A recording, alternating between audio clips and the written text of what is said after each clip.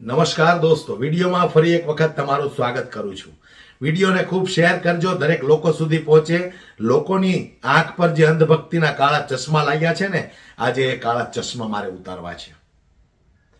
છેલ્લા 10-12 દિવસથી શંકરાચાર્ય પર જે અત્યાચાર થઈ રહ્યા છે, ત્યારે જે જનતા ખરેખર જેમની લાગણીઓ દુભાણી છે, એવા લોકો જાગૃત થતા જાય છે। આવા ઘણા બધા વિડીયો અમારી સામે આવે છે કે ભારતીય જનતા પાર્ટીની જે અંધભક્તિ કરતા હતા, એમની આંખો પર અંધભક્તિના જે કાળા ચશ્મા લાગેલા હતા, આજે ચશ્મા ઉતરવા માંડ્યા છે। કારણ કે હિન્દુ ધર્મના ગુરુનું અપમાન થાય છે। આ તો કેમ સાખી લેવાય? ઘણી બધી જગ્યાએથી આવા દ્રશ્યો સામે આવે છે। છેલ્લા ઘણા બધા વર્ષોથી આપણને આ લોકો એમ કહે છે કે અમારી હિન્દુની સરકાર છે, અમે રામ મંદિર બનાવ્યું છે, અખંડ ભારત બનાવશું। વિશ્વ હિન્દુ પરિષદ વાળા કેમ નથી કઈ બોલતા? આજે શંકરાચાર્ય પર અત્યાચાર થાય છે તો બજરંગ દળ વાળા નથી બોલતા। શંકરાચાર્યને દોસ્તો તમે ખાલી વિચાર કરો, ગંગા નદીમાં સ્નાન ન કરવા દીધું, એમની પાલખીમાં આવે છે શંકરાચાર્ય, એમને રોકવામાં આવે છે, એમને એવું જણાવવામાં આવે છે કે તમે પાલખી લઈને ત્યાં ન આવી શકો। કેમ નહીં? મોટા મોટા નેતાઓ તો હેલિકોપ્ટરમાં આવે છે, મોટી મોટી મોંઘીદાર ગાડીઓમાં આવે છે। આજે તમે જુઓ દોસ્તો, પાખંડ ભારત દેશની અંદર એટલો બધો વધી ગયો છે કે જે પાખંડી મંત્રીઓની બાજુમાં બેઠા હોય એવા પાખંડીઓ જેલમાં જાય, છાશવારે બહાર આવે, જેલમાં જાય, છાશવારે બહાર આવે, મંચ પર મંત્રીઓ પર સાથે બેઠા હોય છે। એવા લોકોને વારંવાર બેલ મળી જાય। પાખંડના નામે સમગ્ર ભારતની જનતાને મૂર્ખ બનાવતા આવા ઢોંગીઓ અસંખ્ય ભારતની અંદર વધી રહ્યા છે। ત્યારે શંકરાચાર્ય પર જે અત્યાચાર થયા છે, એ અત્યાચારને લઈને હું તો એટલું કહીશ કે ગુજરાતની જનતા હજુ રાહ જોવે છે કે આપણે જાગૃત નથી થવું, પહેલા કોઈ બીજા લોકો જાગૃત થાય તો આપણે જાગૃત થશું। ત્યારે બહારના રાજ્યની અંદર જનતાની અંદર કેટલો આક્રોશ છે। યોગી આદિત્યનાથ પાસે લોકો શું અપેક્ષા રાખે છે? સૌથી પહેલા તમે આ બ્રાહ્મણ યુવકને સાંભળો। એમણે જે પોતાની વેદના ઠાલવી છે શંકરાચાર્યજીને લઈને, યુવક ખૂબ ગુસ્સે થયા છે। ઉત્તર પ્રદેશના મુખ્યમંત્રી યોગી આદિત્યનાથને શું કહી દીધું, સૌથી પહેલા એના શબ્દો તમે સાંભળો। अरे सबको मार रहे हो, शंकराचार्य जी के ऊपर हाथ हटा दिया। वहीं कह रहे हो कि जो है कि हम हिंदू धर्म बचाने निकले हैं। हर जगह एआई लौक रहा है कि गजनबी और औरंगजेब के बाद अगर सबसे ज्यादा कोई क्रूर है हिंदुओं के लिए घातक है, हिंदुओं के लिए और भारत के लिए सबसे ज्यादा अगर कोई जहर है तो वो भाजपा है। इस बात को लिखवा करके घर घर शंकराचार्य जी भिजवा में पर्चा, अपना संदेश भिजवा में, हम लोग उसमें हेल्प करेंगे। शंकराचार्य है ना, हिंदू है ना। मुख्यमंत्री जी ने माफी मांगी। योगी आदित्यनाथ क्या शंकराचार्य से बड़े हैं? क्यों नहीं माफी मांग ले रहे हैं? निर्दोष लाचार बेबस बटुकों को लाते लात पुलिस मारी, चुंडी चुंडी उखाड़ी। भाई साहब, गजनबी गजनी नहीं उखाड़ा होगा कभी इस हिंदू। कह रहे हैं वहीं सतुआ बाबा करोड़ों करोड़ों रुपया का गाड़ी दिखा रहे हैं, फोटो खिंचवा रहे हैं, उनके लिए अलग। अब हिंदुओं में बंटवारा, यही तो आरोप हम लगा रहे थे। सत्ता वाला साधु संत बड़का हो गया, वो फरारी से घूम रहे हैं पूरा माघ मेला क्षेत्र। देश का प्राइम मिनिस्टर त्रिशूल लेके और डमरू लेके दौड़ रहा है। क्या उसको यह मालूम नहीं है? अरे ये कैसे हमने तुमको और दिया, तुम हमारे शंकराचार्य को पिटवा रहे हो, बटकों को मरवा रहे हो। मौनी अमावस्या के दिन, आम दिन नहीं, मौनी अमावस्या के दिन जहाँ देवदूत आते हैं, तो नाश होना है, नाश। और जो लोग आज चुप हैं उनके भी कुल खानदान वंशावली में नाश सर्वनाश होना है, और ये भगवान खुद करा रहे हैं। गजनी से लेकर के औरंगजेब तक, मुगलों से लेकर के अंग्रेजों तक, किसी को इतनी हिम्मत नहीं थी कि सीखा नोच करके घसीट करके लाते लात मार रहा हो, वो भी मौनी अमावस्या के दिन। हम शासन सत्ता में नहीं है तो इसका क्या मतलब कि हम अपने गुरु के अपमान को भूल जाएं? तो अखिया फूटा नहीं है हम लोगों का, अखिया जिसका फूटा है उसी को अंधभक्त कहते हैं। एक वकील को मारोगे ना तो उस वकील का जो दुश्मन वकील है वो भी अधिवक्ता एकता पर एक हो जा रहा है। 12 हिंदू धर्म के संत और साधु, तुम्हारा शंकराचार्य मारा जा रहा है और मुख्यमंत्री साधु बनकर के संत बनता है, अपने आप को मठाधीश बनता है, उसका चूंटक नहीं बोला। साधु संत जमा हो रहे हैं तो इनके खिलाफ, योगी आदित्यनाथ के खिलाफ और मोदी के खिलाफ भारत में प्रस्ताव जारी करें कि ये राजनीतिक दृष्टिकोण से बेहद खतरनाक है हिंदू धर्म के लिए।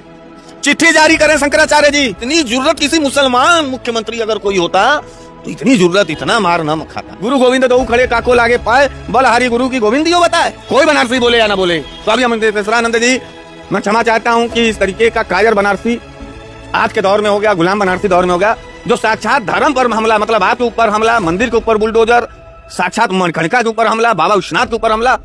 और ये कौन से हिंदू लोग हैं कि खाली भाजपा का तलवा चाटना है तब वो हिंदू होंगे? खरेखर યોગી આદિત્યનાથ અને આખી ભારતીય જનતા પાર્ટીની અંદર એટલો અહંકાર છે, એટલું ઘમંડ છે કે અમે લોકો ભગવાન કરતા પણ મોટા છીએ. આજે યોગી આદિત્યનાથ પાસે લોકો માફીની એક માંગણી કરી રહ્યા છે કે શંકરાચાર્યનું જે રીતે અપમાન થયું છે એ અપમાનની શંકરાચાર્ય સામે તમે માફી માંગો. આ મારા હિન્દુ ધર્મના ગુરુ છે, શંકરાચાર્ય છે. પણ આજે ભારતીય જનતા પાર્ટીએ શંકરાચાર્ય હોય કે ગમે તે હોય, એની સામે જે કોઈ વ્યક્તિ અવાજ ઉઠાવે એના પર કાં તો અત્યાચાર થાય, કાં તો ઈડી ની રેડો પડે, કાં તો જેલના હવાલે થાય અને કાં તો બીજું ત્રીજું પણ થઈ જાય. આ એ શંકરાચાર્ય છે જેમણે વારંવાર ભારતીય જનતા પાર્ટીના સવાલો કરેલા છે કે હિન્દુ રાષ્ટ્રની વાતો કરો છો, હિન્દુની સરકાર છે, છતાંય આપણા ભારત દેશની અંદર એટલી ગાયો કપાઈ રહી છે કે ભારત આજે બીજા નંબર પર છે. ગાયોનું બીફ એક્સપોર્ટ કરવામાં ભારત દેશ બીજા નંબર પર છે. અને શંકરાચાર્યએ સાથે એ પણ કીધું હતું કે જે લોકો કતલખાના ચલાવે છે, ભારતીય જનતા પાર્ટી વાળા એમની પાસેથી ચૂંટણી સમયે મોટા મોટા ફંડ લે છે. તો આ ગાયોના જે કતલ થઈ રહ્યા છે એ ગાયોના કતલ બંધ થવા જોઈએ. પણ ભારતીય જનતા પાર્ટીને તો તમે સવાલ કરો એટલે તમે એના દુશ્મન બની જાઓ. એમના અંધભક્તો એ પણ ચિલ્લાવા મળે, રાડો પાડવા મળે કે ભારતીય જનતા પાર્ટી વિરુદ્ધ જે બોલે એ દેશ વિરોધી છે, ભારતીય જનતા પાર્ટીની જે ગુલામી કરે એ દેશ ભક્ત છે.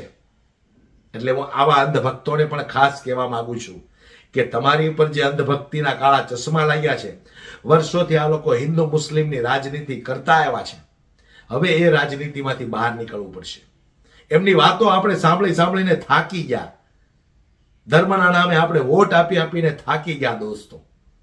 આજે આપણા બાળકોના ભવિષ્ય ક્યાં છે અને દરેક નેતાઓના બાળકોના ભવિષ્ય ક્યાં છે? વિચારવા જેવી વસ્તુ છે. દરેક નેતાના દીકરાઓ વિદેશની અંદર વેલ સેટ છે. આજે મારા તમારા બાળકોને સ્કૂલની ફી ભરવી હોય તો પણ વિચાર કરવો પડે છે. એટલે જાગૃત તો બનવું પડશે. હવે તમારે આ ભારતીય જનતા પાર્ટીને ખરેખર ભૂલવી પડશે જો તમારા બાળકોના ભવિષ્ય તમે સારા ઈચ્છતા હોય તો. અને બીજી તરફ હિન્દુ ધર્મની વાતો કરનારા, આજે હિન્દુ ધર્મના જ મહાગુરુનું જે અપમાન થઈ રહ્યું છે એમની સામે માફી માંગવા માટે આ લોકોને એમનો ઈગો હર્ટ થાય છે. એમને એમનું અભિમાન, એમનું ઘમંડ આડું આવે છે કે અમે શેના માફી માંગીએ. કેમ ન માગો ભાઈ? તમે શંકરાચાર્ય ઉપર અત્યાચાર કરો, તમે માફી ન માગો. અને બીજી તરફ તમે સમગ્ર ભારતની જનતાને એવું કહો છો કે અમે હિન્દુવાદી પાર્ટી છીએ, હિન્દુ રાષ્ટ્ર બનાવવાના છે. અને આજે જે તમે શંકરાચાર્ય પાસે એમનું પ્રમાણપત્ર માંગો છો, તો હું પૂછવા માંગુ છું કે દેશના વડાપ્રધાનની ડિગ્રી ક્યાં છે? આજ સુધીમાં દેશના વડાપ્રધાને ડિગ્રી કેમ ન બતાવી? આજ સુધીમાં દેશના વડાપ્રધાને કે એક પણ પ્રેસ કોન્ફરન્સ કેમ ન કરી? છે દેશના વડાપ્રધાનની ડિગ્રી બતાવવાનો અંધભક્તિની અંદર દમ છે, એની અંદર તાકાત કે તમે શંકરાચાર્ય પાસે પ્રમાણપત્ર માંગો છો? દોસ્તો, હું તો તમને એટલું કહેવા આવ્યો છું કે જાગૃત બનજો, ખરેખર જાગૃત બનો. 30 વર્ષ સુધી તમે ભારતીય જનતા પાર્ટીને વોટ આપ્યા, અંતે તમારા બાળકોના ભવિષ્ય ક્યાં છે? તમારા બાળકોના ભવિષ્ય માટે આપણે સવારથી સાંજ સુધી મહેનત કરવી પડે છે સારું શિક્ષણ મેળવવા માટે. એવી એક કઈ સુવિધા ભારતીય જનતા પાર્ટીએ નથી કરી કે ગરીબના બાળકો ભણી ગણીને આગળ વધે. માટે હવે હું તમને બે હાથ જોડીને વિનંતી કરું છું કે આટલો અત્યાચાર તો આપણી ઉપર મુગલોએ પણ નહોતો કર્યો, એટલો આ ભારતીય જનતા પાર્ટીના શાસનમાં હિન્દુ પર અત્યાચાર થઈ રહ્યો છે. તો આજે નહીં બોલો તો ક્યારે બોલશો? તમે આજે નહીં જાગો તો ક્યારે જાગશો? તમારા અંતરાત્માને પૂછો કે તમે 30 વર્ષથી જેને વોટ આપતા આવ્યા છો, આજે એણે તમારા માટે શું કર્યું છે? તમારા બાળકો માટે શું કર્યું? તમારા પરિવાર માટે શું કર્યું છે? માટે જાગો દોસ્તો. વિનંતી કરું છું, આવનારી ચૂંટણીમાં તમારા બાળકો સામે જોઈને વોટ કરો. હું તો એટલી જ તમને વિનંતી કરવા આવ્યો છું. વિડીયોને વધુમાં વધુ શેર કરજો, દરેક લોકો સુધી આ વિડીયો પહોંચાડો અને અંધભક્તોની જે આંખ પર કાળા ચશ્મા લાગ્યા છે એને હવે ઉતારવા પડશે આપણે. કેમ કે અંધભક્તો જાગૃત થાય એમ નથી, પરંતુ કંઈક ને કંઈક આપણી એ જવાબદારી બને છે કે આપણે પણ એને જાગૃત કરીએ, આ અંધભક્તિમાંથી બહાર નીકળે અને ઓળખે આ તાનાશાહીઓને.